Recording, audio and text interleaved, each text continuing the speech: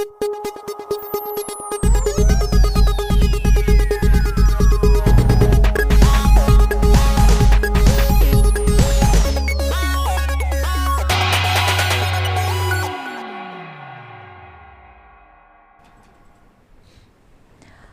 good evening. Welcome to Northeast Window. Northeast Window na sandok chaba Northeast Dialogue ta chan MAIBAM na taram na uchari. Matamatang gi tholokpa tongan by isu singi matang da khana nei na ba semzariba platform Northeast Dialogue ing system thamzariba akhanaba topic di dissatisfied voice of Chief Minister and MLA'S havani kogi ngasi fawada solution purakpa ngamdriba tha 18 suraba Manipur gi crisis asida matamatang gi tangkak da hai tare khogi Chief Minister amadi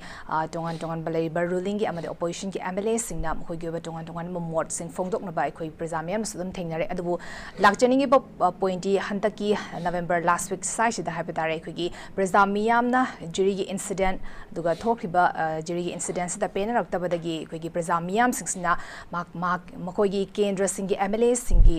mayumda changaga gi MLA amana lofum tokwa firep lobiro lobangam dragana khogi resign tobiro haiba akanba protest tawkiba khongjang changsin kiba dugi matung inna dugi matung da habitare khogi MLA minister singshina khogi ba tongan bu voice rest torakpa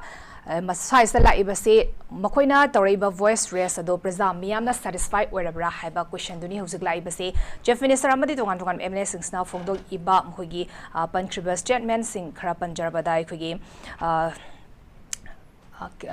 Singzamai Assembly constituency gi MLA Yumnam Khem Chana Phongthokiba kogi statement amakhakta kogi politics ta yeknaba madi marup leite law and order ngakpa ngamdarba Chief Minister se hosupau karigi pham thadok tribun haiba statement aduga kogi speaker ibiriba thoksom setibatana phongthokiba se chokri dagi Manipur kanbana hena lumna lowi haba Chigumba tongan ba kogi statement meamam phongdokre adubu phongdoiba statement se prajamiam na pelabra duga phongdoiba statement se tabak oina torok abra torok triba haiba question duni hiram sigi matang da khana naina na bai khogi studio da hosi election da library ba guest panelists meam da saktak chage han bada ikai khum da bo chage Manipur Human Rights Commission gi former acting chairperson senior advocate KHAIDEM ozabu Northeast Window gi studio da taram chari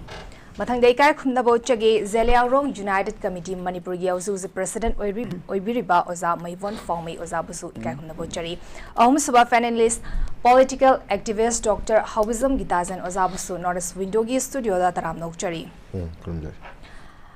ahanba round gi ahanba hangsei babung mani dalak chage babung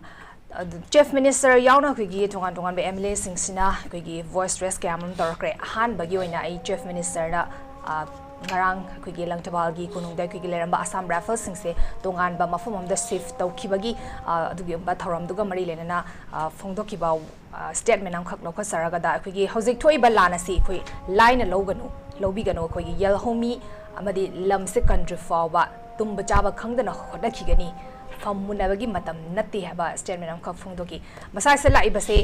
lanse prajamiam su line su lowdre tawbu haji tha 18 surabane adubu hojik lai badi government amana lofom thokpa thodang se lobira bra haba question duni hojik lai base babum kamai thamini ai nam phajaba topic ni koi ge ta na cho Chief Minister na hai kori chu koi ge motadi government gi kangbu na chu alo government na ta bana chu alo koi loina maksida machin pullaba langdum mamugum bahip tare mi jasin na garba mo oina tore hojike Manipur kai be yade koi ge saktam manghal loidabani masigi damukta koi seidre wa honna ni hariche kari no ko honna doripse aibu khangjal laktre punna honna gani haibum chu haidana pullaga kari honna doriba punna honna yagadra government leitaraba aduma yare ko June 19 gido president rule ni koi state government leite aduda dum pulli hojikti government na me chauna lere punna na bo hotna bada maduna chauba hadal am oy karigamba government na chapchaba mathau tawba ma ge sovereign power state government amada piriba sovereign power do as rightly pointed out by the Supreme Court in a case case अमदा state सिंगी मसागी jurisdiction की मनुंगदा मागी sovereign power लेजबदो मधु अयत पमते याउदना पांथोकदबनी हाइबा कॉन्स्टिट्यूशन ना पीरिबसी मतुगिना मधु पांथोकपदा कनाना लांदारकपा कनाना कैदौरकपा खोरकपा अदुगी सु अदुम लेको प्रोविजन मसाना पिजे स्टेट अमदा करिगुमा कांदा मपान की Khudna external aggression mapan laipakna landarakpa aduga manungi internal disturbance manungi charang naba chaos mayam anarchy mayam achi thora abadi central government na magi mathau se state chi kanbasi magi mathau na kari tauna ba constitution ngakna state government se rule of law फजना चलन जनना बा state government दो फजना function तौजना बा अदुगी दमुक्ता 355 तक हारिसे central government ना मतेंग पांगदोरिम ना बको चनगे हागेरा चनदे हागेरा 355 ता हारिबसे central government ना सिपाही मैम थारकतना करी तौना बा in order of civil power द मतेंग पांगना बा 355 की मखादा नत्रगा list 1 की entry 2A da 355 chanadarabasu at any time central government na magistrate amegi mapum kharada natra state punamakta kodong chadab leire harabdi moina somoto da kanona central government na thabasu ngamya list 1 की 2A natragana 355 of the constitution aduna adugumba masagi tokpham thokpado tawrabadi ngakpham thokpado ngaba state government na ngamdabagi area duna center da hairaba simgai mateng pang o koi mateng pangna ba haiduna anu chap chaba function torabadi koi hojiki leriba me humdagi thokriba asumba irang ase masim sangthana leiramoidabna ba me gi hogalakpada yarami natraga begi loram daida adum ngallingai matamda ko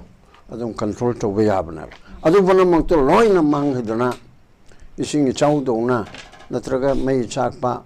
eta tar kamitna khamangam debi mongda galang launa changjin gi bichidadi bana mang dissatisfied oire people nupa nupi mara pai bi chatra naharul alaman koi punamak asa dissatisfied oire adagi government maiba adagi pai thabo opposition party rajniti dolsing no namak dissatisfied ore kanai boyona ore ge dissatisfied chi mulladana sason pai ba BJP gi manungda haidok taba mai ma dissatisfied ore aduna hojikti sa hai gi maina minister singe marakta MLA sing marakta phone haire do number 1 Kamchan cabinet ki number 2 3 da leribani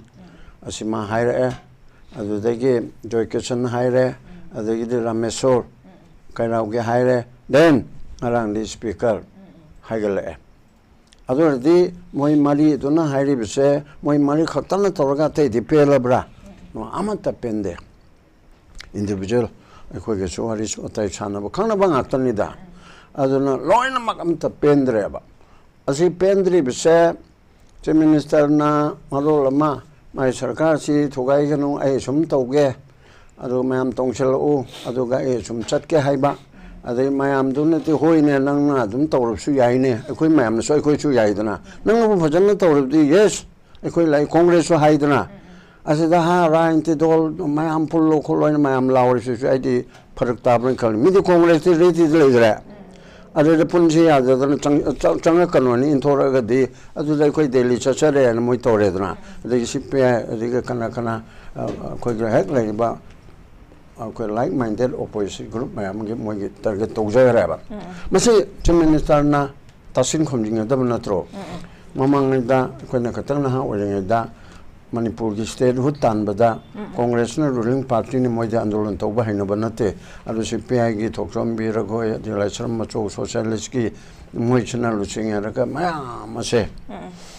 असि तोरगा state रु demand committee ने सम कांग्रेस ति याउदबा अदु mine तौबदि की president role को लापो खतमन तौबदि की कांग्रेस याउबिरो हायदना all Manipur coordinating body haiba male ai pe maming dumukti kaure coordinating body and samagan thogam tombi thoraktana adegi moirang korang haina ba ga somda yauraktana de thoksom bira laichram cho chandrasekhar adegi tribal luching maching dai kho na dai ho adu da sina chingba mayam tawre ga pulap pullaga 68 9 adai to budi 70 adai de pirani en tawre 71 tugi January konma thoida lauthoe aduga se hapta kange bangdani madu oja nilkantara minikatan la kaure ani manungda amana politician na tonde Indira Gandhi du welcome address ka tawe ba iko tae ba tu da angang oina yut oina adaida adu pun badugi apun ma fortune madu tawna ba aduguna sida hoji tawbukan sida tawgada ba punje na hogada ba midon hawraktargadi Komiam punje na haraga aibu corrector di ai corrector na changbadi ai di changbam thopole da adu link pol leibadun ni aduna penda ba mayam se magi na magi oibamong adu da penda ba adu somdana mayam adi sarkar ga security chu pendre seng na harabada security chu haibangam da ba adu mogi retired personnel singi retired general lieutenant general major general ki khutang da retired colonel ki khutang da hoji Edna, Sisi Tore, Lan Pongusawi, Aduga, Moipendan Harapusawi, Adegi, even a High Court key, retired Chief Justice, Marangham, Toki the Naiba, Middle Marul Edna, Maram di Mana, Jahi Mukarimu, a quick Chief Justice, and leave the two imams to Loin Kangaba. But being a jazz, Mana Modam Tapibia Deaba, Adoji, higher Edna, as much as the President will to one of Parabjani, Natraga do no Parabjani, I know nothing man, Hargal, and Yani Hibanataba. Assume Magi Akanga Hay, intellectual circle de Gi, Lanmigi, Marategi Zazi, Marategi Aduga, a journalist, Marategi Sumba, Maya, Momatoraktana, Han, but the D, Payraga Chatpa, Mitena La Lamba, Kukina Wang, Kalal Mado, Adu Hojiki, Kang Hadichum told Ednoko, or Machidi, Mapanishan Pakambuna Tore. Jiki justice Mirdon about Hiredana. Men Maliki Changapa, Sinakabe Kara Sadana, a quick Manipur Tugaiba Pamba Kambu, Kuki Pataba Kambu, Hividim Tugaiba Pamba Kambu, a single of Tunaragato Vanin, Hivichi Mam Chitoreba. Aduna Adumba, Tori, Badu, Jekti, Maya, Machine Pen, the Machine Amagamaga, the Gamuk, Helida. MEITEI the Harikako, I go the particular when I MEITEI and I Nagagani, Cookie, Pangan, and HAOBIJAM, Manipuri, Hanley, Germany, Adubu, Hojik Che, Haido Hale Eba. I don't see Manunda, a Quaker majority community in Haiba, Mosun Cardiami, the Comitena, Trama Tratro. I don't see Maragashida, Amoke had nothing that was Sineva, dissatisfaction J. Yes. Punna Oiminagata, the Moina Machetam, the Waroba, Somna Machetam, the Waroba. Hiding it on the Ashidako. I was going to Hojiki Lady Besida. I quick curfew to the Redis Hasan to Wangam Dabako, number 1. The administration chair run through curfew. Other administration chair internet ban to the Redi Sasun to the Wabagi Monda. At the Apachapa chair, Arim Bakara, Hanato with the Gamu Hapchin the Redi, Amuchalai the Redi, Machi Gamin Chalabungam the big Monda, Toreba. Other Satra Singbo, Matam Kaktan by Naharimini. Then Nahando, a quena, a quick Tarachoki, legal case, Matazan, Arangma, Toba, Duda, Quelo Toxia, come up and the low to headna. Head tab, the Pung color, low to end over the gate, Adubun low to air, as you can low toga, Muting a cadabra camponte. As you the gate. Last but not the least, missing of Kamal Babu. A chow Bapodama, Masigi area, Sina. Army cantonment hydros army campus army campus manungda aigi yumgi in call manungda aigi yumgi manungda mi ama mangi ba natraga sin pangba natraga katokaran tongle ramba ase aigi responsible natro yes yung album tangchel laga aigi chaksanga kada tangle ramsu adu aigi kanchan natra ba ade masak chokang khangdam ai khangok da na khada dalan makha da Tale Ramona, Natraga Lamona. Ado I responsibility natro. Aduna, my Amsaloin Kangarabni, Armigi, Adogam Pajagaraba, the Chipran Lagaraba in Dan Army Armed Forces, Sakti Lagaraba, Home Marisho Bigiman, the Yauraba, aduga yakna ba thengai na ba da Pakistan thengai na ba Kargil gi matang Bangladesh ka chi India na po Indian army na Indira Gandhi matamda aduga amna thongna phagra ba amna kan gra ba adu amna discipline lai gra ba thakshi khasin nai gra ba aduna moi gi campus manunda log book kanu da iriga su changi ba adiga aina ta ba da khoi gi CCTV yankai manga mafam da chalu ba army ga wari bita chana ba mi chung de gi hype tare yankai manga hana lera ba changi badu khangra ba thorak padudi khangdara ba adudi manung aduda lera boidi masigi responsibility sa shall goes to the 57 mountain division aduna han magi loram dai sida koi gi masa state ki chief minister na chawbo pikpik wa to central process warga state ki chief minister na ko bangam de habilite mana the mahai ai gi state li bonatro ai gi gam sida ai bungang na ba thaka na pi imni ne adordi ai commander unta law kan ta ga sida noi awang thang ma sida noi mi ma yong aur ta le na te yango hai bi ai na hai bi ya ba adugumna lana ai gi escort piren khalona aro escort gi tolop nolom cha ba thakpa a som state na tor ko dine ba adura ba da ai gi da lei banina nang na son ma tor yu kari gino sim tor gino se I have se ai gi se le ba aduna GOC 57 mountain division ase my secretary me call re one which minister is desire to have a cup of tea ko si minister office ang tang la pe chel kani adu to ka kamai to no ka di to no to dam adu na ta na chum ne gi si minister tong ge bu phatti hai ban te home minister da chithi me igren chithi ka na te ne chap cha na to go home minister da phone to ga sir amit ji nang na to ga nang gi state home minister ma state pu MOS sama hayang thabiro tawri sang te yang be defense ministry gi ona tharakera hai dana to bada tum to ya punda masi Mamata Banerjee na ge da thom abdi adige kanuge Tamil Nadu gi state in the thom abdi Nitish Kumar da thom abdi moini kali tawni sisu u seba kolak ta lawra ni khong ne digi telephone na ko ni prime minister una ga halani adu onaru haipsu yaro inda da leraga de adu ma to ga to gona adu gi era do ai ki si to hon ninga ba adu to da ba du ma mayam duna to da ba duna sem ge chuma ge penja da bole rab su jike and MLA'S hari che MLA mayam si pen da ba adu na maram moi dana moi same party choi bani do double engine ni do adu sin ji ka dai sin de si ka dai ai da moi ge awa bu mayam ma ai ko ni uri be sini hai na han ba da okay nungaise hauzik ki akhoi lairi ba se khoi gi tongan ba mod phongdok narai ba se khoi gi ruling gi manung dane adu itaraga di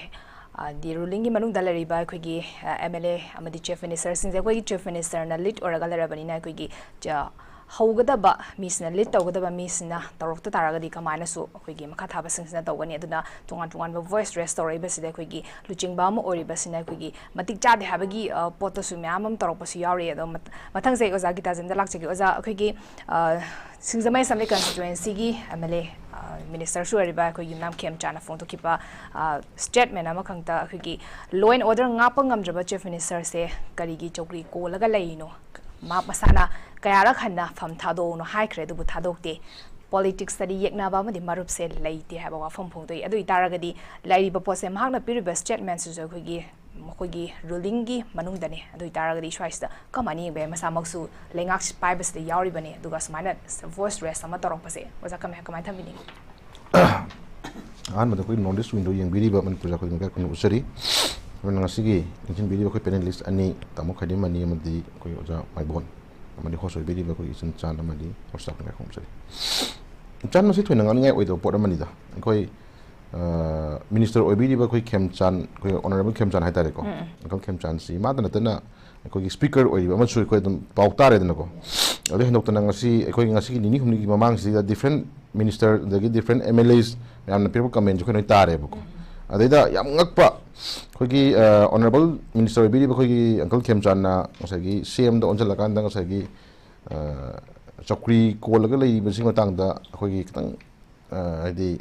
pen da bhai tare ko pen da ba ma gi dissatisfied hai rei ko ma gi bosham tholak pose si ju ngan ngai oide maram di Honorable Chief Minister mai makhada ngasagi Chief Minister moina ngasagi wasak lodana sakang ngaku yawmi nari bani ko Honorable Chief Minister the pendraga di mama samaksu ai minister ki post ai thadok chare resign tawre hai ngam gatsu level mathok tai ko adu maksu haide sisu adum part amani ko then amana mo hal speaker oi ba khoi nogi khoi speaker Honorable Saiter butta ko khoi mamang da man pi speech khoi ngasi ga ina sum taja matan ani rak ti sum thengna re khoi mamang da muhammad hagi basi mani lengak na Manipur Praja yamna ware lengak na khangbi phai Saiter bata en tarom mang da phong re ko ada khoi na hajaning iduna hajik lai ba government sina ta to lengak ama jo mung lai bra ha question na khoi da adum confusing lai bhai tare oja mai bon ko adi na mung asi khabar na mung paper di aure sinanga saigi ai khoi kare haini aigi chokri na lude aigi prajan hena lui ka ha bagi speech ong pirpa adagi amu khoi thamai ban SG khoi gi honorable uncle khoi da tamo education na adi Manipur gi lengak na thoksa da bana ta na sagi adi maram cha da bana ta sam kai khar asu khar le dagi khun nga ko myam tholok pani hai bagi magi ten tak president jam sung ngasi paper di yaw uba adagi amu karaw sigi khoi MLA rameshwar na khoi gi punna concern ngam badu ngam leader mam thok tai hai ba je hai pai dare ko ana sai areas te khoi na mu chan khoi hiding ina nga sagi dissatisfied ji ta sengna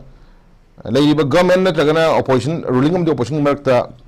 adi mi khangan da ba to atopa khoi backdoor da mai tongan ma political drama ma chathana ra hai si jung chingda ma tre ko mo ma se pa hai da haina ba dum mo ma se ja pen pa haina ba mamang da su khoi gi mamang da home minister na khoi gi leiba kuki gi MLA MEITEI gi MLA dagi naga gi MLA ga na divide thopi da na sagi bori channi ga na kaugi bagi khoi mata ta re ko aduga amuk ke dawre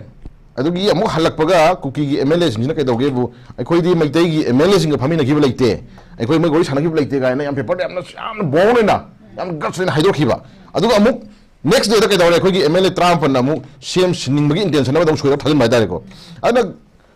party manung da government gi leibu ruling party sing manung da sanari ba political drama si ta singna asigumba mayam tholok pasina ngasagi dissatisfied haidare ko praja singna akhoi da confusing ma dum leiraga akhoi da kana bu thaja gadu na pot mai khoi da ko kana bu thaja duino ko kana da akhoi kana gi asa da khoi hinga duino kana da khoi wakak du na khoi da confusing ma dum leire ko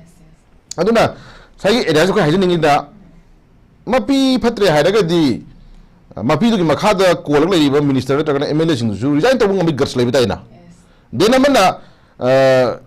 phatre haidare ga di phatta bu gi maram do phatta bu gi maram du bawai na guts leina haiba ngam su thona leiba taina pramani ko national puba man mong da ngasagi moi masing yo drama da hajiki kudam na chan ji da thokri problem ko akhoi ta sing na sai koi tamo mai man habi gi doni hajik फिर से mountain brigade कनो की दा कोई लेनो खोंगी दा कोई ओजा कमल बाबू मांगी से असी ओजा कमल बाबू दा माइ दा सात आकी वानी ओजा कमल बाबू नत्रगसु चिंगी पेरिफेरी एरिया दा लेबा एनी कनागुम सिविलियन मा मांग बे खुदम चिंगम खुदम लेबा कई मरम की दमता मरम जिरी की इशू से अराइब इशू नते था निपान की अंगांग हात पंगमक पाइसे अदुसु मचिन तुम थांग थिनना खोतर नंगमेन कापतना दगी नुपी मसा मयाम दु geng adi hostel sen phai ni ko kina tori ni ko nongai kapna bada sibna te ko phone na laga madu kinep tori ni phai ni hostel sen puja khre ni adugi potu onjal laga mu share paper mu nongai kapsim kana da share paper mu moina ku to hona kana share paper madu retire ta mu moi mi shi hai ni ko ab sathi photo mane ba adugum ba issue je worldwide ko national or international thakta manlem ni leba khudung ta madu chatna ba ya sai ko mu ji sai ya sin ko terrorist kai khoi palai ji ko moi to ru thong thoda ji se ku da moi na mumbai gi taj hotel da kana guma khoi gi mathong da view khar la ka da misang hapa ga da di moi terrorist na hokro atra de na hajik na ba khoi gi sahi ta tha tra ni pam gi angang pharaga nun mai ni humni lotra thamakan da gadi gang rape haida re ko angang chapda chan ni chi mai am du bok te rape thokan na sa gi khoi gi tha thinna no mai na kap ta mami pe yaw ta film da la ki je moi terrorist ne har dimanum kai no aduna sugum bam mayam ji khoi issue chaw thora ka do ba ko chaw thora ni khang ma du ba du gi ga da wo pen da gi minu gi pirang mayam je manipur gi any corner khodi mak ta nupi angang khak ta na tha taraga nipan hanjal aba tha tara pa makum phajak toro ba ko kuki narco terrorist drug mafia kang mujung nang asi bok toy thong da jingi marta thengkang ngai na pen da mayam ama le kham matung da khwai da gi pen da ama su hanaki issue na amane ba masugi issue divert tawno khona ba da divert तौन होना मतमदा हजिक लेरिबा खोगी ओदा कमल बाबू दो सतारी ने सिजु policy जु drama मखल मनिको असे कोन हाइजेनिंग दी सागी area सिदा हजिक मणिपुर थुब कोर इशू करिनो मणिपुर थुब कोर इशू जी करिनो हाइबसी अखोई सिविलियन मन हाइबदा अखोई तार खलबाउदा ngarang na handa chief justice oiramba high court manipur high court ki justice oiramba koi respected member mana ngasi phone bol haire ngasi di manipur thobe irang si nongmai amadi drug maroina kaba to kangbu haitare ko mapane hajilakpa adugumba mayam duna ngasi di manipur thobe irang heba jang phone na ji haire natra aida adugo mayam dundu thengna na bagi damakta ngasi gi lebiri manipur gi ngasi thambiri ba dissatisfied voice of CM and MLA na haije asi haire ba khangaji bawda mogi voice मोगी voice one voice नतगना one way नतगना Meiyang यो कमन voice अमदा अखोई येंगना थिंगनी येंगना फागनी येंगना पुंगनी येंगना तकथुकने हाबगी बा कमन agenda दो असी लेबिरी बा honourable CM ने होगा like council ministers MLA सिंग यो बकरन दा वखनदा सी लिबा रो क्वेश्चन देबला आइसी अदुगी थाजो दब मयाम पेन दब मया अदुगी मताइदा ngसागी म मसेन की मरकता ngसागी कराइनी ngang mai सनै याम जिना मर kan प्रजा सिंग दम यामना खोगी nungang ba natraga sai khoi da pen da mere da poto anga si ma ki ju hulan pau gi ga da quarter phong ji khoi honorable sim ga hangi ga mi pham du da ma hai ji hauji ai khoi pham na ga da matam nate honorable sim hai di ba that means sai ya si da kai mo quarter ga phum ngang ye ba natra ai da ga di sim oi ning ma mi du su ta sing na ga sai thubi ro khoi yenga se thubi ro in the interest of the general public of the Manipur gi oina lay praja sing gi oiba interest ta thabuk to ngam ngani khanami do thubi ro yenga se marum da sigi area se marum da tat pat da ngasai gi khoi gi khudon chabal long ngai le thabuk to rom se adu mo mayam nu marum da leiraga nakan maya da leiraga na khoi ngasai gi ngangna mo mayam nu ngasai ka dore praja sing di ma do dissatisfied oire ba khoi na ko mo ngam wa ji khoi praja taring tre hoji ko adu bu mapini mapani haina ngasi government am leiri bani na kala sapadi adamina moi da miyang comment apa ma du thambu wane masili da ko ajini di chahi tha tare nipan gi angang nupi angang khak tan ngasi tawning ma mong da ngasi cookies nu tawi thau ni ti ngam yam sing je asi kara yorge se ngasi moi na khom tam oire adu praja sing thajar ti posok se this satisfy oi posok sing je masi praja sing thajar na bagi damakta leiri issue je khoi only for ko maitai gi oina thabuk tawbiu maitai gi oina pamom tingbiu tra maitai gi oina ngakhu habna te ba ko ai hausi apun bagi oina manipur thugana sile hoji number 1 manipur thugana sile kanana kuki lamen tu no terrorist kamu singda madu da kuki ju sai dai tan clear picture mo changi mo ko hadi yawji na kamu su yawji de hebum changi mo ko nongena namgera hagera pungera khut pulle khala babuda arwan modani khangde afong modani khangde ai khoi di yawde ko ai khoi to jede ko haiba dugumba telephonic conversation mo mo hai thamam changi mo ko hadi ka dawre illegal immigrant ni sai bakangbu makut no mai paiba drug karba to bakangbu singje kanana sogal la ngasidi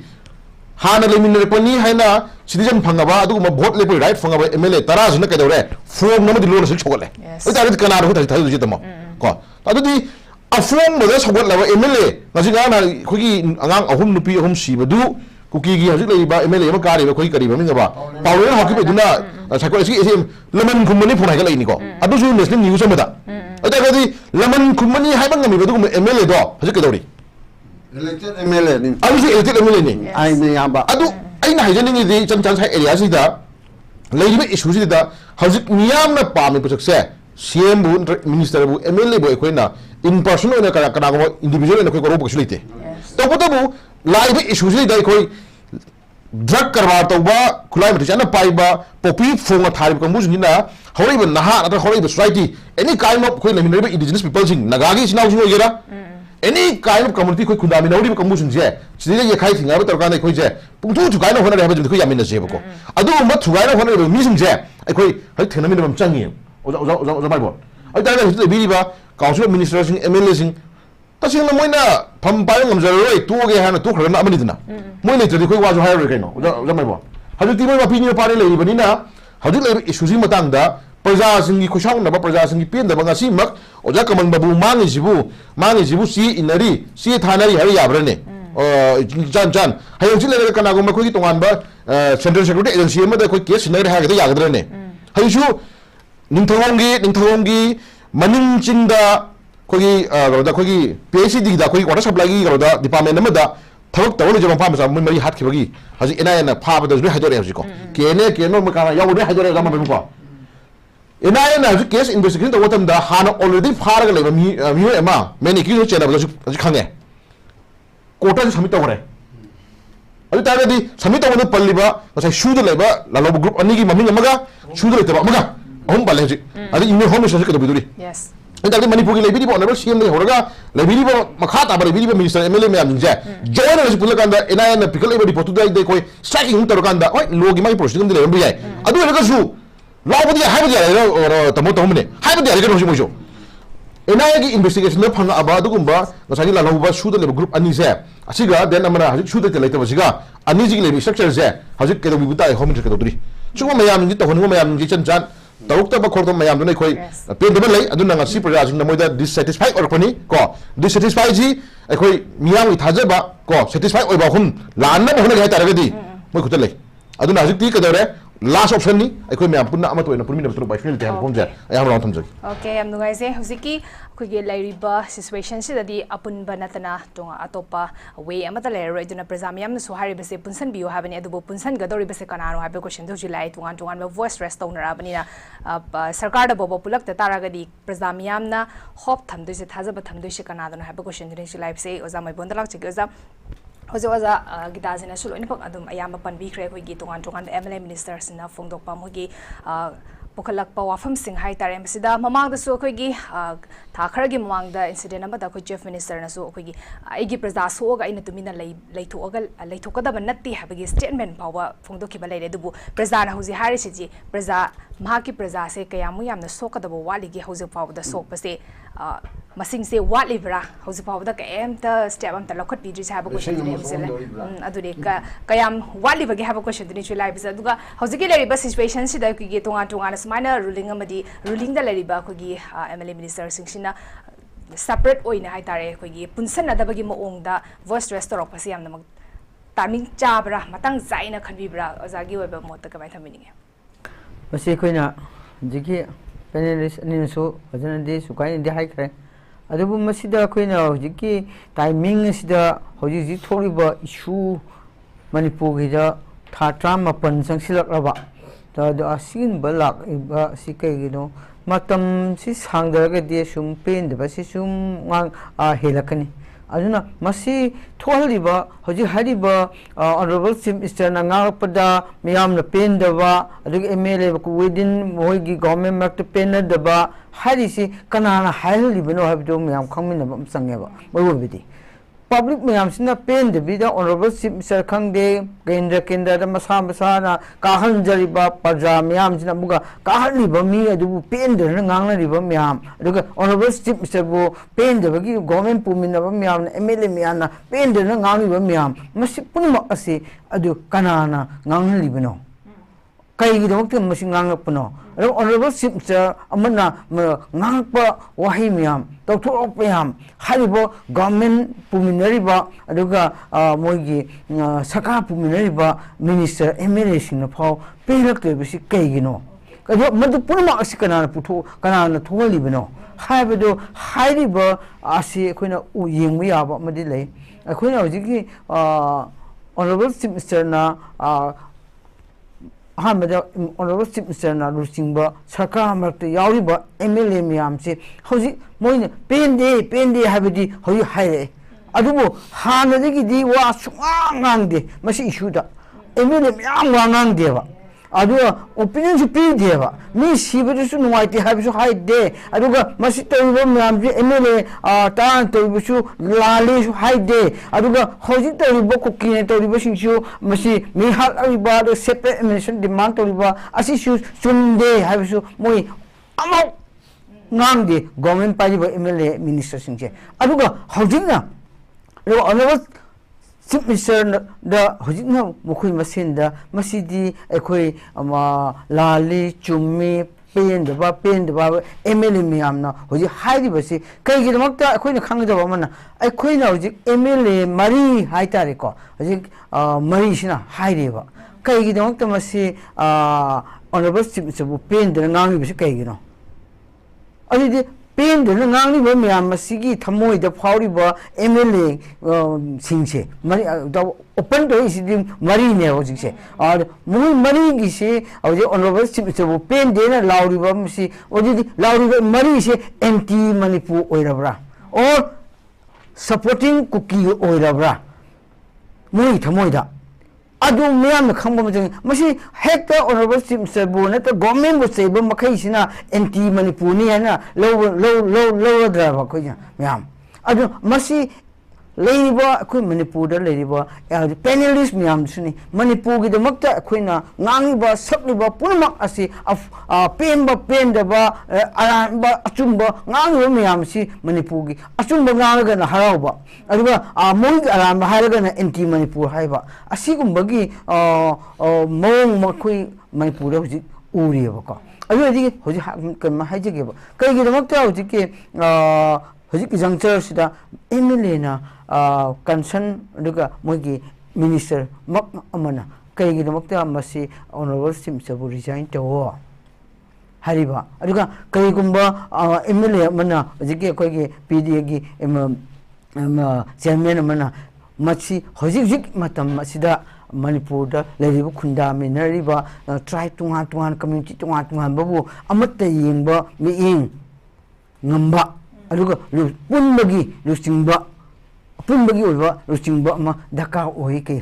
gi ma haiba aduga hojiki asimba issue tha trama pan changchilapa issue sida akhoi hoju choki ko matam natre haiba kai gino no meaning ai ko aduga ama ki thamaiban MLA na mo hai masi issue si kai gi damakta akhoi khunna pothok ibno haina masi question sing amam yengoba chumna chawrakpa ma yanaga mahdi birengi honorable simsagi against ngambani thamai bangi MLA show bagi ngambani ramesho na ngabashu kenogini simsagi against na madu khak uraga pajamiam number khak ubi sumoi loweba ngangi beki meaning ngang thokli si kai gi ngang thokli no haigadi mukhui ju manipur kaning bagi ai gi wakhalon dadi manipur go yam kaning ba issue shi control to ning ba issue shi yam sop to ning ba asi gumba yowa ngamdra ba phongdo pasu yadna khang le ba du khang gi khang pasi limit le khang pasi limit yo hendo ko do na moi phongdo la ibra aduidi moi phongdo abigi phong yamna sang nang dersu wahi sentence amam lawom tamda ainadi masi leiba ngangiba MLA singchu aduga honorable chief minister su manipur kaningbagi di ngangi adudi manipur kannabagi ngangla pom tamda honorable chief minister suna problem shop tonabagi tawak tawagi demong pen de ngangi bra thokli ba tha tama pansura phao honorable chief minister na ngangi ba tawri ba sakli ba honari ba myam si pen de bagi hair perhaps su myam parja myam su uba masangeba aduidi kai gi no mo ngangi su chumbra honorable chief minister suna hona drabugira sok to problem sok to no bagi de moina hona drabugira natagana haji conflict si kuithra kanda mi amamam sida padigi jiri siba toropa dukam asiki kaman mabu manglakpa asigumba myam thoba asija akhoi pen dabagi ngangpham thoppa myam no ngang dabagi akhoi gi mokoi masenda kainer panaina lowi adu kadi hairiba punumak asi ma MLA myam si aina haijening badi hoji pen dana ngangi ba MLA myam si ma mai kendra gi parja singi apam bado pen ngam dabagi aduga myam gi apam bado ngam matamda government sokadaba natagan lusing ba sokadaba adu ba leirapagi upai leidana ngang thok prive so yingba masang ko aduna hoji akhoi ni yingba yabadi akhoi government hoji ki ngasi gi problem thoriba sida ina hangjaning badi asigumba issue ma achoba government na hoji asai haikiba honorable chief minister na mahana akanba wafam ma thongki bani ko statement ma da sai nang akanuna we enkana hairapudira aigi praja sijaga aina tumina legedaba natte aigi kanogi manipur thugage lapada ai tumina legedaba natte aduga aigi party BJP ni tumina legedaba government natte haina matamada makhau phongna yam ngangki adulagadi hojik tawak leba asida hariba magi commitment ama honorable chief minister mana commitment pikiba adu certify oiribra adu pawla pelibra ma ngang thokhi budugi adu thabak oina utpangam libra adara utpangam drebra adu hojik leiba thatra ma pan suraba mi sur pun mi chani muk siraba adu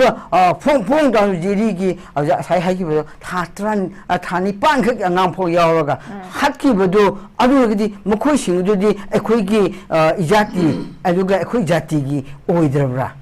moi adu phau share agadi honorable simpson man promise to khibudo adu ai gi jati so akanda ai gi jati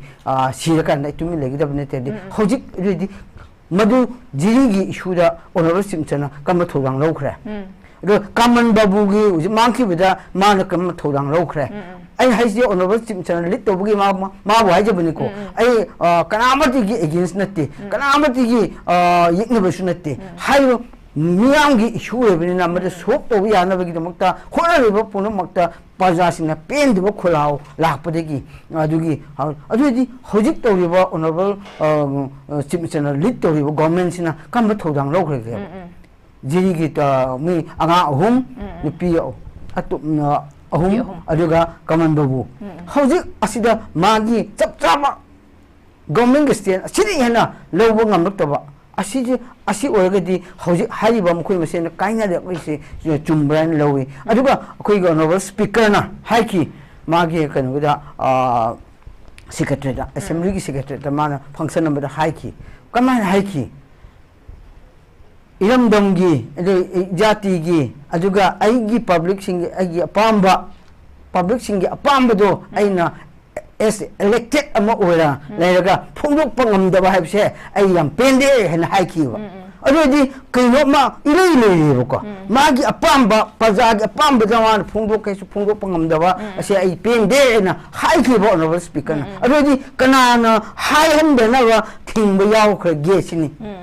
kanana asingba magi parjamia manipur gi parjamia rishira patanja yam sirak mamyam pendena no yumthong khuding da pendwa ga tu wai tori kapna rol mak kapi main kai lei do yam leiri adu but tanja yoro phau magi apamba manipur gi paja gi myam gi apamba ngamba ngambakwa MLA sing adu mo kidori adu honorable simpson ba samak phau ngamba ngambaktreba aduagidi ijati bukanni ijati sire tumi lero haba mina ijati harar pho ma condemn to bunga makragidi haibu government si chumlibra the public si pelibra haji man public si na mo pen de kansida oje phong sana oje ge jiri gi matanga payment de gi mo khoi masa na kahal lakliba parja singsina masa gi leader mai chatlaga phuba ta kanu gi thugai ba khopa tore adum mayam je kai gi to holina kan to holi bdo parja singna tawni to bra na kam ba condition gi to khibna wa ko ruling government pai ba mising khanggra ba daka oyeba haiba emere mayam to chatlaga mai thari ba thugai ba gari mai thari ba kagem mi ni hai kai gi hoali kholi hai adu kanam to holi bno masa to holi ne public sina mayam gi no ta haiba MLA singna mayam gi no mamang tho mang tharaga laone bom tamda mahoi bu public onsing gdro onsilena haiman da gi onsilman moi do onsil lo pone ba ko phom na phung khang da ba ada masi issue se ko ne yeng ya ba mane social issue nati political issue ni political issue da ni separate administration hai na ni hukum tamda political issue demand to pone ba ada masi da ICLF ka kutuna lit to ga the political issue demand political issue demand politics ki daka oiba MLA tas di masi issue da koi support over daka oina phone government India mamang da prime minister mamang da national level da international level da chapter na moi jati gine na political da level involvement level MLA elected sina ma jati ki demand political demand na phela phen lei khre ba अभी देखो ये political issue है एकोन politics का लिबा politics ने सनारिबा एको email मियम ने किदोरी के लेपंगम दे okay मदम लेपंगम दे बगी दमक नेबा मखो मी खो युम दे चटलागा मै थारिबा पेन दे बो लाउरिबा मियम से Already, Masi politics issue, the political issue is the elected things, Miang Mushina, to me, never target comment over. Okay. Kanana, Togudamova, Pazan, Togudamati, politics issue, the politics, Yauriba, government, Pariba, emulation, it from Topanetaba. Other Masida, a queen of we have one lake. A Mammy Palero. Asing pain the issue to Pomda, Massi Manipur can we lap Pomda, Manipur to guy never to Pomda, as a political demand of Piro Hana to Pomda, Leva, Manipur, Sida, Kundam in the river, Akui, Manipuri have Jatigi, all nation to one minority, to one Yam Yori, 100 issue is the minority group of Pulling about Manipugi, Sapu Malaga, immediately emulation the attack of Sapomtamda. Any Tazabani, Jumbalan, but into Amadu. Agi Yunda attack away. Masi minority on license, she a fashion view. Tawana some high hour. Maybe Manipur can never give the Makam Yoda, Yauriva, minority, Yam, Sibu, to Kaina, Toga, a question of majority of MEITEI, the high the Vida, a topada, a fascia luna, Tawana Maming Matapa, Lago on Ison Palaga, high early, a topan of support of woman with rubber. Eh, Yauri, we are opponent, Manipur issue need to Yauri get a quiver that I and a quiver to get away, Mohim to Medraga, Habagi. Already, can support over the game. But issue should be Jati Makinativa. Okay. A good common issue, a common agenda, some Silaga, a quick Punamasi problems, a two with a shop over the Nevoka. I do Bella Pomatamista, I know from anybody. Hojiki Pamunava, Pamunadaba, Hybrid, Masidi, Pamunabu, Pamati. Adu Pamunaba, Munada, Mukumani, a good Pazamian Kandeva. A whole Urishidi, high issues just hopped over. Adua, high MLA, Tarasna, openly, separate administration, pure, high ITL Lepco, Kutuna, demand of the Wigi. Lehiba, Asipuma Asibu, Kamahina, Tenagati Giaba, do Echo Ushab. Really, Masi Lapomatamda, Kaigimokta, government distant clear. Tambiwa. Okay. Haribo, issue say, Tatrama Palapa, Aduga, Emerita, demand of Riba, Aduga, Achiloka, Kutuna, demand of Riba, Masi separate administration, Pinga Minda, Masi Minda, Equi, Leminabi, the never give Mota, Equi, Leminabi, Dre Habuga, Adu, demand Duga, Stepping Nabia, we don't innocent cooking, hot already, we say, Masi issue, as you, something the Kai Kamastil Logi, Government of Manipuna. Puna, I say, Kai Gestil Logi. Lobo Notaba, Lidian Duda, Pazamiana, Pin is Laurini. Okay. Aduga, Paza Pin never give a monkey show, Hariba. In the Karang again. Aduga, public before Manipur Pazamiana, a separate emission PBROI, Aduga, me have a lali, Adamanu, government pen dena, Lauramiam, Adu, Laure, Adu, government's high dignity, Kayamuk, Masi Paul, Pen, Bangandino. Okay. We have to condemn the Bungam, Adu, me, Hariba, openly, a separate. Niva political demand of Vido, Kay Salomon Dova. I don't know, Maria on Chilaga, public pay the law market at first and back. A government would say in power Pumba. Don't even City indirectly, Manipur to wagon demand of the support of some neighbor. Okay, I have around. Okay, I say, Osana Tabise, I'm the Chumbane Quick, separate administration, Talaga Riba, separate administration, the Halaga Union Territory for demand to Riba Kuki, Emily Tarasing as if over the Kugi, Manipur government, Mokimata action, and the Lokata Bagimatan, Tabise, so I'm Tanzay, Pabunda Lachay, Osana so happy Kuki, MLA'S La Lehaina Fong now Haibangam the Manipur government, Aduga, Kigit Manipuri Preza Sing, Queen Lake the Boban the So Kigi, Awa Fundopagi, and talk about Duga, from Munabagi, Kogi political Manungi, Keno, the Diakogi, had the voice restore of Swam, thanks the political MLA'S Lonaba Honara branch of political drama, Tora Braduga,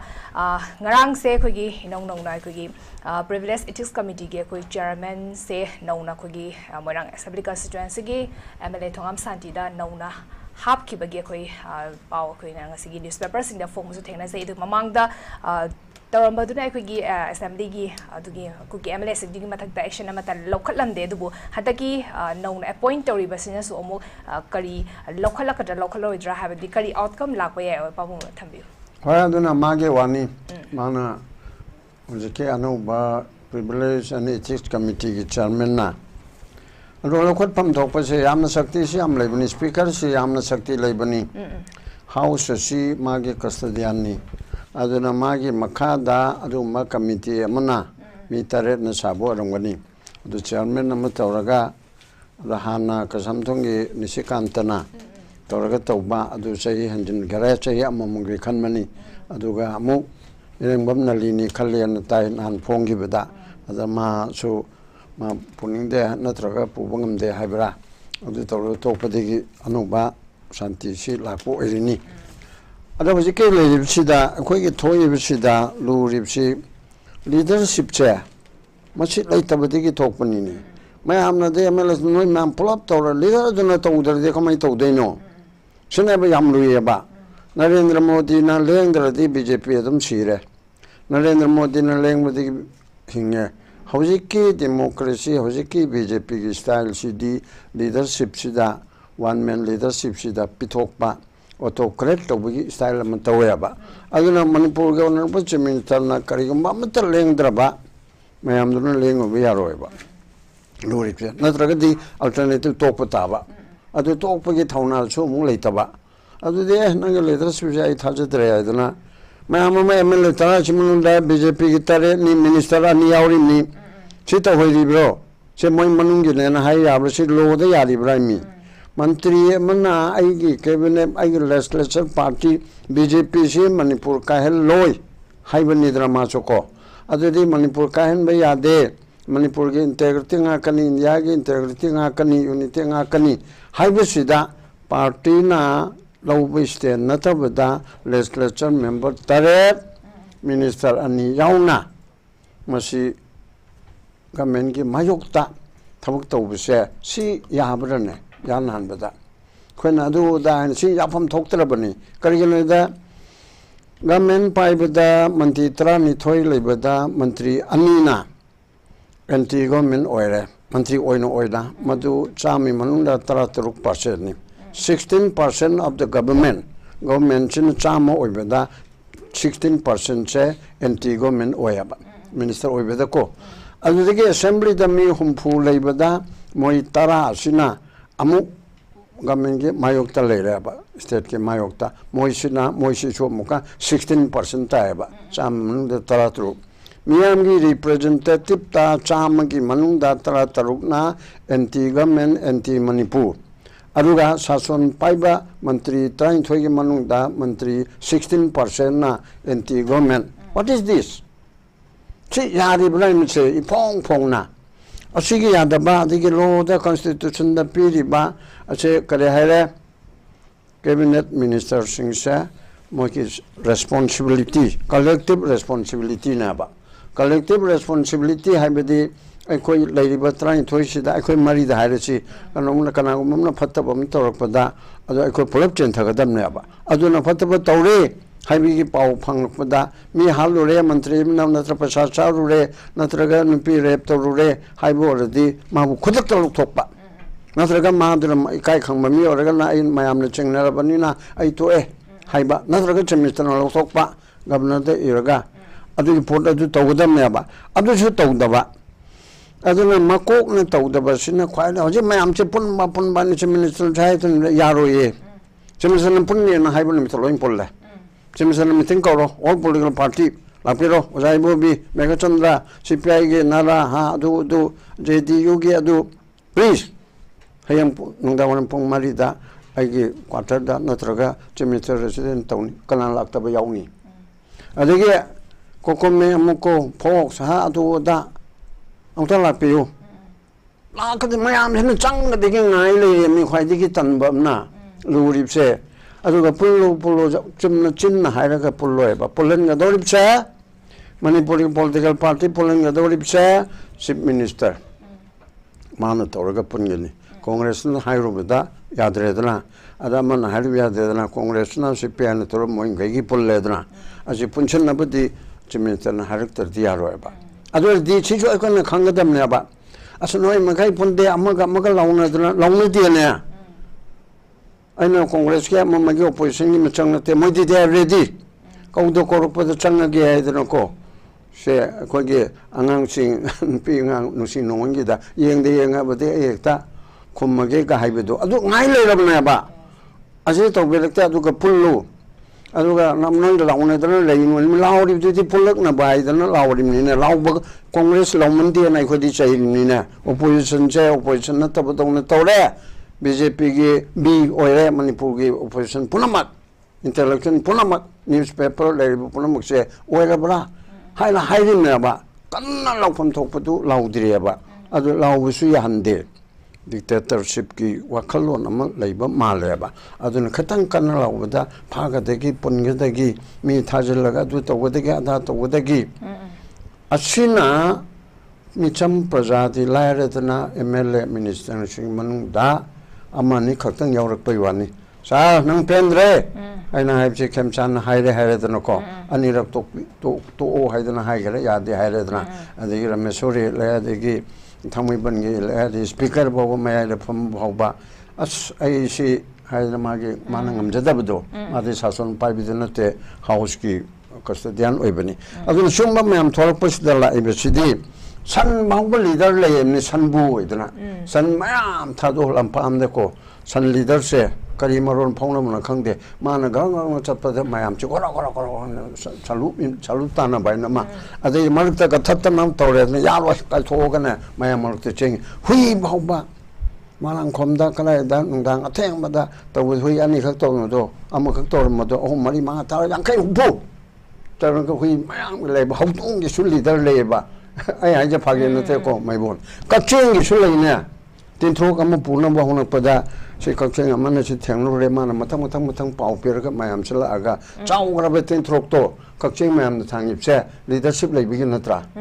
to moi ge akhone de khang de moi marol ma di tonglaram tare ba ingita aduna hui gi leader lai chan gi leader lai aduga generally jungle gi ni thau lion nongsa na hairim ne dano ko moi khara tamthi ba mong do oi ba oi da ba adu moi na be ba to na ba moi ma seng gi marakta adu lerim na do why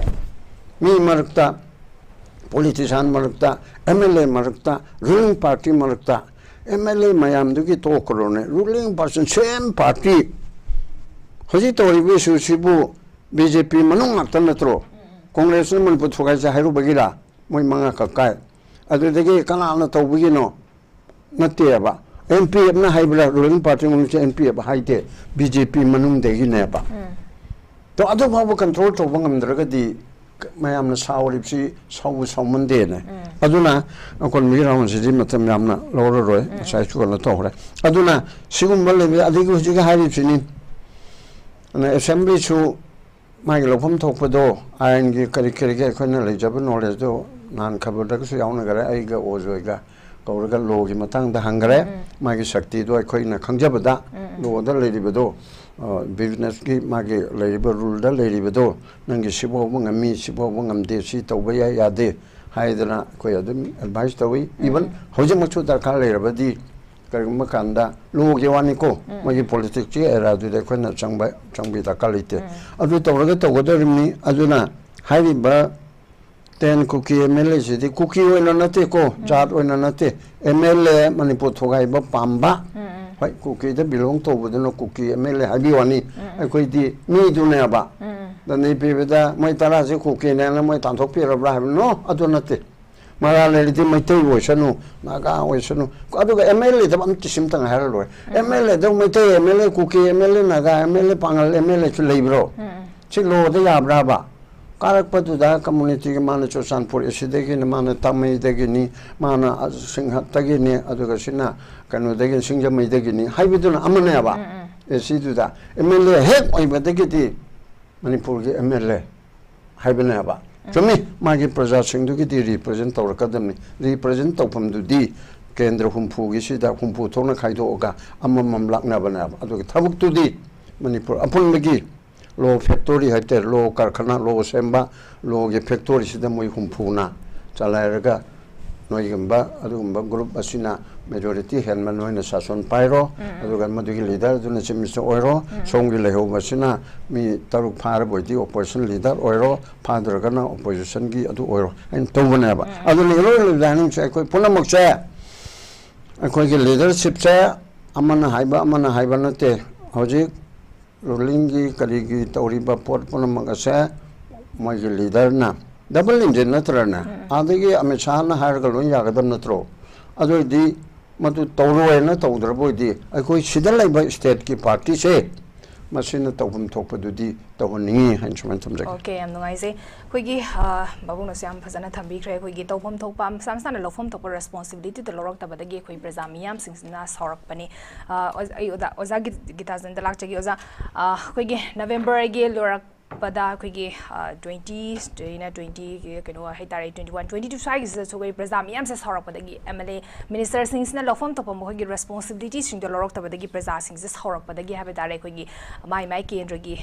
कनो MLA सिंगी युमदा चंगा खोइगी नखोइना लौफम थोपा थौदांग लौरक ट्रबनिना नखोइजे फमदगी resign तरो हाइना फोंदोकी बसले अदुगा मदुगी मथंग नोंगाबदा MLA खरा हाबे तारे resign तौरनी हाइना खोइगी national media सिंगदा खोइ यावरकपदी थेंगनाकी अदुबो ngasi फावदा मोय रिजाइन तौरब्रा हाबति तौद्री स्वाइद लाक्चनी बिस अदुगा नोनिनी अमु लेरा कांदा खोइगी फम रिजाइन तौ हाइबा खोइगी प्रजागी सेक्शन द ग्रुप अमा अदुगा रिजाइन तौबा यारोय हाबगी सेक्शन ग्रुप अमा अनि थोना खाइदोरबा अदु इतारगदी स्वाइसिदा बाबुनो हाबिबा ड्रामा से हमना ड्रामा से खोइ प्रजा मियाम सेक्शन खरा सु यावरब्रा हाबा क्वेश्चन द खोइ जमम नबम सुलाइ स्वाइज कमाइन थमिबे यावजा जन चान मसी करोनिदा ngasi political drama si khonan political drama to ku sukai de politics है ड्रामा गातनी को तो वो political drama दी मन मिचम सिविलियन हाट कनो हाबनी खान बोलो ड्रामा द मिचम हाट कनो हाबने बा एकोगी अदुगी पॉइंट लाक्चर कान द खुदम मैना जीजी की एमएलए से प्रोग्राम तो जमगे को एकोगी मियोय अहुम अंगांग अहुम नुपी अहुम फार पुगिबा ओसागी इन होम मिनिस्टर ना तौगेन खल किसले बना तब लेबो गदी तौगेन खम तौया पोट मोय अराय पोट ओबदो हज छाय एजल कोन कुमना येंबा याबा मोगी मियोय तरा हाइदी शाबि ना खुद हनम सिदो खरेबा को अदुगी मथमोय पेर नबगी दमकता अदम तौजरस नो खनो इफन मोय लेबजा हाय क्वेश्चन को हंगी एबको को मोगी पेर होना थाइदारे ने अदो जिरी की एमएलए सिना प्रजा में हम कप वा हाय मतम मान हागी बजी बे फनी को याम नुगाय मिनिदा आई वांट द पावर सिनदे को आई वांट द पावर सिनदे आई लक्ष्मी से दिल्ली दगे चले से आई दि चुमनो नुसि लाखनी I want the government power सिनदे हाय को अदो साय एमएलए ना काबी मा से काबी मोय से कई लोग वोट काबी बनो को हंगी क्वेश्चन को कोई क्वेश्चन लाइक है एरिया को अदु थाई एरिया को हाइजनिंग दी जन जात अदुगी मियोय दु साउनिंग द प्रजाक्शन खरदगी असी ना यारि मियाम ताइनरको ना दन के दौरे अदु थाई को ओजा माइबोन थाबी गिबदनेबा पेन द प्रजा मैम ना लहुम दु दाइट लवक्तरे है ना साउनिंग द तरपु इरांग दो अदु पॉलिटिकलाइज खमिरा कान द मुदा एरिया द पोलिटिकल ड्रामा से मकु मसिन खना लेने को अदु इशू दैट थाई एरिया को हाइजनिंग इसी जन जात ममांग द हाबी गिब पॉइंट ने नहानगी तारीख तरागा माथोई नवंबर की तारीख तरा माथोई की अकन इहोजी कंटिन्यू जसन मतम दा अखोई कनागुम एमएलए खरदी रिजाइन तौने हाबजी फोंग सान गाना रखरे को अदु अखोई हंगे अखोई नुई को तौरोइदा तौदु मानदेदा अदो खर ngal अखोई तारिसी अखोई बीजेपी की मेंबर्स अखोई तुगे तौनी हाइबो पाउ तारे हमको नुआला तुमिनि रे तमको असु माइखोइदा मोइदा लोइना मगे हुनसु देखो लोइना मगे हुनसु देखो हाइजे कनागुम्बा एमएलए ओइबा लीडर्स की मरक्ता मसाना प्रिंसिपल नाम गिफ्ट तवा लाइबाक की जाति खनबदु ममिंग थो तारिबको हजिद नेबिसि कनोसिदी चनजान हजिद नेबे बोट काना इसिंसिदी सिंगांग ओरगा दु सरकनी को लोइना मगे हम हाइजोय को याम क्वालिफाई मिसु यावरी याम मतिक चाव मिसु यावरी याम लेसु मिसु यावरी याम इंटेलेक्चुअल मिसु यावरी को अदु कनागुम खरदे के दौरे ngसाइगी फायंग तुरेंग तरु तालो पिसा गंबु हाइदारे को अदगी कथुगन तरु तालो पिसा गंबु को पिसा पाइब गंबु देना मना ngसाइगी मसागी बिजनेस मसागी तोान मरना यो थोक खद नुगाइना होरा बद पावर पाम कंगु खरा अदु मिसिन नसिन याले भोट काखलामिना आजिकी भोट कारिसन जान लैकाइ द सुरु सुरु लेसलगा मसागी होइब नहा मयाम हिजिदा चारा द थोइ द मयाम पिजरगा तहलगा ngahol भोट कारो कंगु जो हलमिन प्रमाण को अदु मयाम ये लेवा खसन तोका के दौरे भूत छुगाय होना ताबनी पोफि थारि यु लोन याब्रो जन जा द तो खिजेबा इलिगन इमेगा तो खिजेसी प्रमाण को अब तो खिजेबा मणिपुर की मनुंग दा कुकी ना पोपी फोंग थारे बसी एकोई ओपन ओइरबनी एकर क्या क्या गाना अंदा कपोपी या खरदा चंगजिल बदन म कासो पई वई लेगरे को अदो हंजलगा अमु रिमाइंड तरगा हंजलगा अमु खरबदी लौ पड़ी एकर टाइ या थले दि आइरे अदो बु याथे पजंग मतमदा एडिशनल एसपी ग लोइना संगबा दुमा पुलिस टीम दुदा नमई कापखिबा दमका तरखिबा दुगुंबा नमई पाइबा कंगु सुदि फाराब्राबा खैनि पतो को अदो एकर खय याथले लोइरे चही मंगा हजि लान तौनी चही तरा लान तौनी जमाबा अदो पोपियम थानी लौ अनि हम लोखिनी को अदो तौतुरि लान जि दरोबनी तौतुरि फोसि को अदुना Your Home Minister in the PDB speech the Yauriba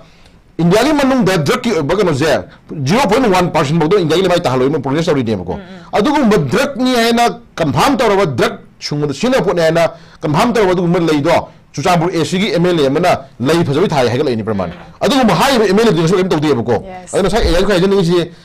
Prejas Hauiba Prejas in the Toripo success. I call Yamuno containing Chanko. Amuno containing it. I call power is there. कोई ओमोनते को एमएलए जे पिवा फमते को अहोम नाय पोनी पॉलिटिक्स जे up and down नि को नोमन अमन ओरगनि नोमन अमन ओरगनि अदुना ngmme na power pai ni manungda pangtau to buji fatab lei ko aduna ngasagi praja ji shorne politics di praja ji shorni manam di praja na pi ba khubi choi praja na pi ba right na moi leader oidui ni moi aga mathot oidui ni moi the power shadui ni aduna praja je aduna man khumakani one day na man khumakani ko aduna hajit issue matang da Praja nasi, oi manung dah kena gom khara, something kena gom khara political yo ba minus lono khana, mukha yang muni utara mabu ko. Adu to wana part mani. Adu hujur level kamani susi to di koi na, ngasagi, aigi mi, magi mi, adi magi mi to wuni magi mi to wuni kaya na hire kanda, koi to blaming to kanda, na thayi na puru khana position jan sidi, very yang ngai to part mani. Adu lagi susi, political drama da micam suan biganu, political drama da micam phaganu, political drama da micam harkan habaje. Sedikit kau cakap ni lagi. Habis sukan me isu itu kau dah berapa? Kunga kau cai nau, kunga mana si aram bayi tenggongi, cuma ada kau kau leader biri berkorongan, berarti enai nasi, mai case kau di pura hari. Mamang dah orang macam ni sebenarnya hari ini. Mani gula kunga kau pari bernoi pari bicara nau je, mau je pari mana pari mana te, mari berganti kerana mana betul pari pun ni hari na, hari ini kau mana tahu hari ini. Ini apa sih hari ini? Agak sih kalau orang orang parah orang biri ba. Ajo, semuanya divert tahu orang kan, dah saya cookie,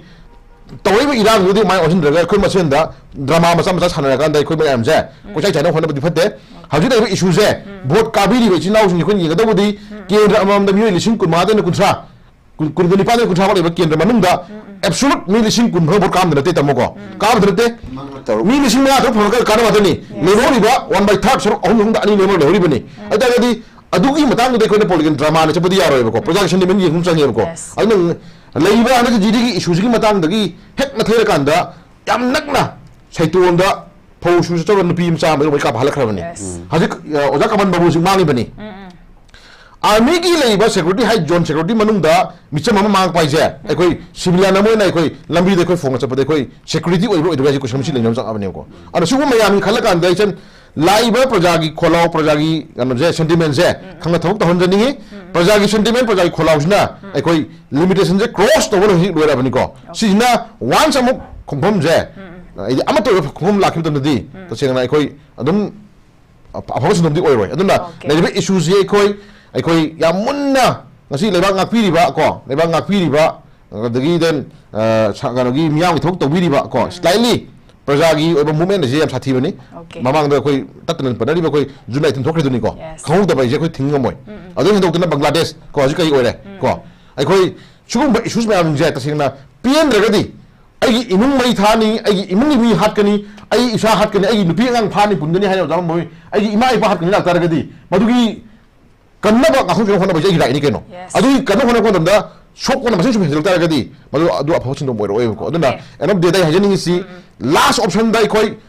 lehomina ni except cookie kan atana lehomina ni koi fur khuding mak khundamini manipur khundamini fur khuding mai koi amat to en punjal laka na ka dore ngasi di manipur kanba jati kanba dakki lani koi ngafuk chona jaba duga khulam dijana paiba duga madrak ka to ba terrorism ni mutak butai koi civilian am kan karo hono jaba koi palaite prajamya koi amat punjal tam oira hunja okay am dugai se koi prajamya punsin ba dugai koi leiba luchingba singsu yam nam punsi ba setangai fadre koi lancha horak pade jo hona punsin biu ha ba se prajamya am na laura ga ju lai bani dugu ai loishalapa closing remarks ai oza mai bondalak chargi oza koi hojik topic siga akoigi related oina haitare akoigi hauji tongan tongan ba voice restore ibase akoigi masa masa se akoigi leipak se amna concern oi habase unna bagi damak to oidura na tragana akoigi mkhoi se di lan sida akoigi akhoisu yaningde government na toribase yaningde habagi poto uning bagi oidura natraga si matang matam chabra habi question ne loishala ko kamai thamini ngozage bagi khonya amya se moina hauji pen den law base so koi yim si ko han han bada khoina yim ya base hauji ki khunga pasing duga madumakta hauji ki phong na Manipur kenogi arambai tengo haina hauji panbi khra ai je paloisa jim lebine devo palapade dum haijarage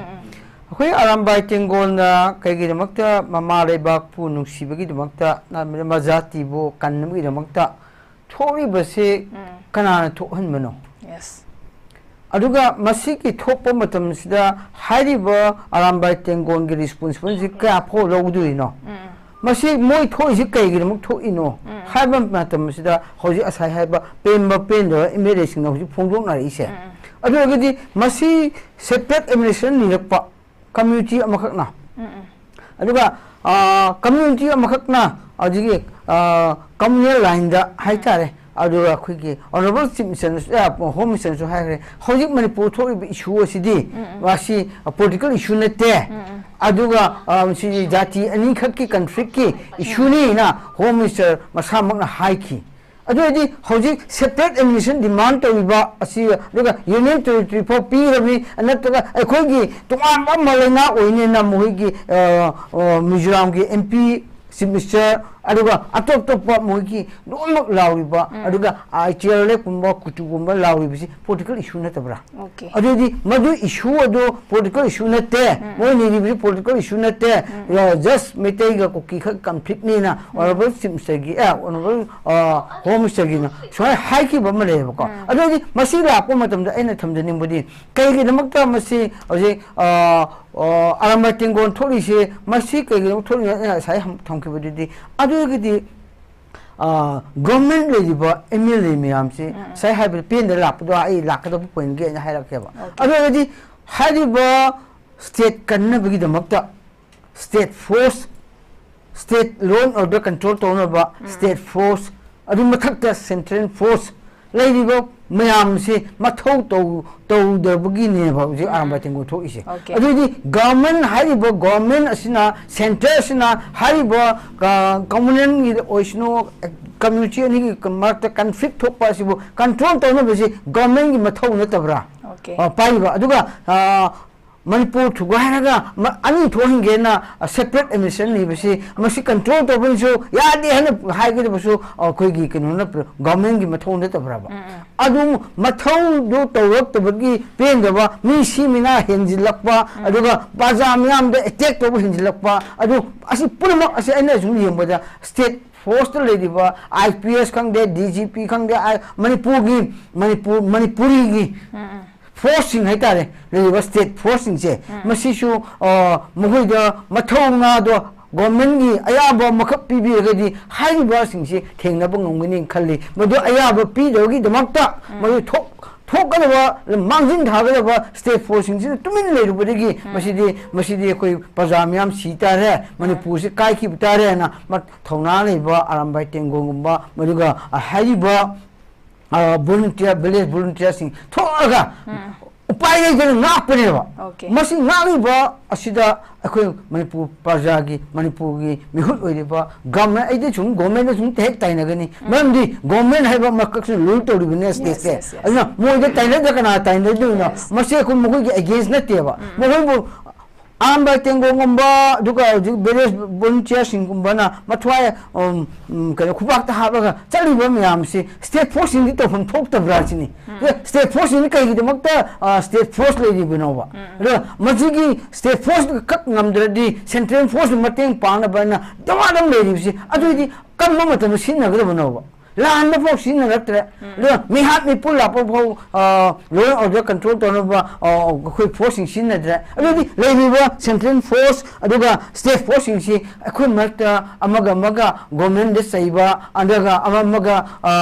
ya na da ba more defense level khak pha na ba thambra ba okay ga masini khoi nei uri si ni aduna hojik khoi NIA na luchingba makak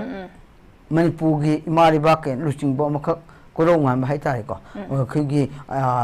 80 gi adu de NIA na book to re book to ga di matu khoi Manipur citizen Manipur masani India citizen ni mamare bapu nungsiraga thorpa lamjingba amani na Manipur pajamiam lori mas lodi habia diko lodi Manipur pajamiam na state government lodi ba immigration lodi su Manipur pajan di lodi ba adum bami da NIA amana book to raga magi case pau Manipur pa ya de center gi through gi pra kano gi supreme court gi through gi moibu guwahati de mai case pai da bani hai masi ju Manipur bu usitta ba Manipur ikai ba pi mane ba sema aduga di asing ma le re di adudi hojik le ba su de le ba PS hockey foreigner ni na mayam government kana lauri ba foreigner lauri adudi masi gomba PS hockey foreigner bu hojik phau NIA na ki gi book to di no foreigner bu ma ko kha ga interrogation to na ki ko kha ti no masi question to bun thu pa pajamiam na asing ba mission me khai nai ba mukha uppa asingumba mission mikhai naiba ulap pudigine ba oji mane mission mikhai lei ha beta posidi government asina oji mangjin thag do tam da thang da ba state force thadik da thadok da ba central force thadok da ba madi lai state forcing thadok lai central force thadok lai masana pai bo government ge MLA pa masti loyal meri kai gino yes adu jobna civil organization singju ya ingre government gi against the ngambi de na ba na daga paja gi against paja gi mihut oina paja gi interest da ngang da social organization sing po kana mo u de bom group amakna control to ji kai gino adu gi akhoi Manipur kai ba pamra bra sini ai question hang ning sini adu ga mo separate emission to pito khasra de isin lam am siri bam yam si gi responsible kana lo du no pajamiam na ji siri ba miam si kai gi no ba honorable Simpson na achum ai mana press briefing da am hai ki ko ekhoi army gi central forcing campus the pau ekhoi security oidra ka unsafe oire adu ji madu ji kana bu thaju no ekhoi ji government lejeri adu ekhoi gloring government BJP government central social leirina pajamiam na kaino khak da ekhoi wa su moina kan khigani haba honorable Simpson gi makhada thajaraga leiriba paja pumak asi redi honorable Simpson pau central force da central bu thajadre central gi leiriba campus da pau ekhoi safe odre haragadi kana adino khoi depend to do ba yes asingba tanza sida ekhoi yamna Manipur si yam luba tanzamale asingba matamda aina thamning budi point amkhak thamdra ga hirage ekhona Manipur gi hujik leiba issue se ekhoi line low yadi masi yam line honorable Simpson masi ekhoi indigenous kano gi Manipur kan na bagi damakta izati kan na bagi damakta ekhoi le matoro ekhoi changsin khi ni ai changsin biro maduna honorable gi lamjing makhada honorable Simpson gi lamjing makhada magi sakmina riba MLA government gi makhada pajamiam na matung de leiri habse honorable Simpson kaw no ana madu ka kaw de mai thona do uthupiro thabok ono uthupiro state force season na biro wajok central force season na biro even central force na ya de harasu state force di mai power le season na biro adu aram bai tengon to bim yam potha biro ekhoi state force oina mangja ga sab chaba terrorist myam je ekhoi panazarage drug level masu panazarage foreigner su ko panazarage ekhoi chinau thona phoba MAIBAM myam aduga khunnapo myam aram bai tengon majati bung siga mang thabi ngata potho ekhoi na ekhoi state force season rage na honorable Simpson na bakho phum to laud bi ho adu na pajamiam na mai matung de reini se kaw bi no okay yam phazawa pham ne oza MEIBON na thabiri se khoi gi luchingba moi ne yamna koi gi pifam thongba commitment prajamya na pangada ba commitment to pibiro aduga thabo ina so onthong na bahona biro prajamya na tungda lepaga leidi haba state bedri thambi se example bon yam nungai se ekhigi ngasigi dialogue topic dissatisfied voice of chief ministers and MLA'S habaugi lady bus situation asidadi tongan ba voice raise tobagi tawbagi mahota khigi punsin bira kanda khigi thadra mapan surakadori ba irang ase khigi hayeng chita ngarabani duna irang asida solution purak piro duga internally displaced persons sing se mokhoi mokhigi mafam sing da halan biduda khigi hana gumna tangdu leita ba purak na ba khona bada chok thodang lobiro hana de ki hodaraga su lai hana su adum phongdok bidi adubu prajamya na pangada ba maong da khona biro normal ship purak na ba khoda biro ba fondo thamjari yam nungai je ozamai bon ozagi tazen ozamani isagi chamba camera kai thok piraga khoi studio da lang birak thunanga sigi daloki thorom se mapung fan bi bigi damang ta su hanana thakat phondok chari. Thank you. Matasida Norris Windona Sandok Saba Norris Dialogue Loshin Jari Ming Tabri Basing Bom Kahana Kurum Jari.